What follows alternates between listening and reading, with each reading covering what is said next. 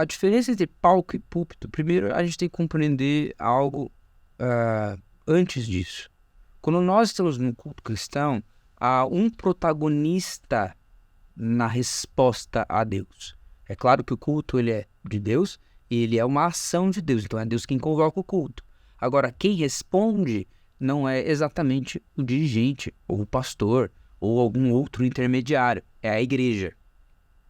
Se a gente coloca um palco, eu pressuponho, um palco no sentido filosófico da coisa. É claro que as nossas igrejas não têm alguma estrutura lá e a gente chama de palco, tá?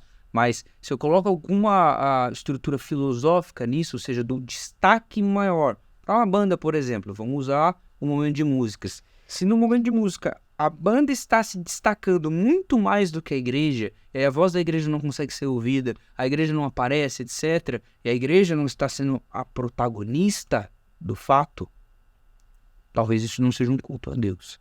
Aí, de fato, esse esquema de palco, de ser mais parecido com um show do que, de fato, alguma coisa que é a adoração a Deus coletiva. Então, a gente tem que eliminar essa sensação de palco dentro dos nossos momentos de música, porque daí sim a gente pode gerar uma pergunta como essa: o que é mais importante? É um palco ou um púlpito? Púlpito, no caso, imagino que é a ideia do sermão, novamente, né? A ideia de a instrução ser importante, mais importante do que o palco. Na verdade, a própria igreja ela deve aparecer em todos os momentos do culto. Como?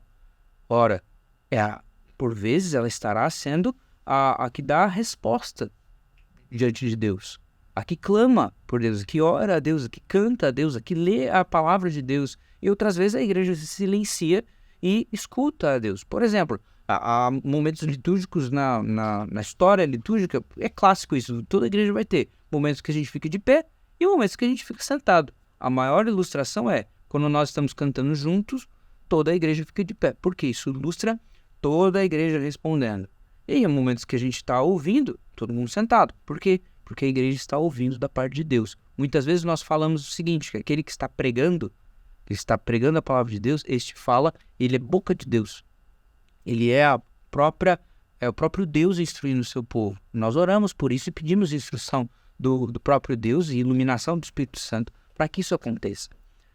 Se eu tenho uma má visão da música na igreja e eu começo a ter porções muito mais elaboradas do sentido de palco, de show, e dou menos destaque à participação da igreja no momento de música, eu não estou falando sobre ter instrumento ou não ter instrumento, ou ter elementos tecnológicos ou não ter. Dá para fazer das duas formas isso.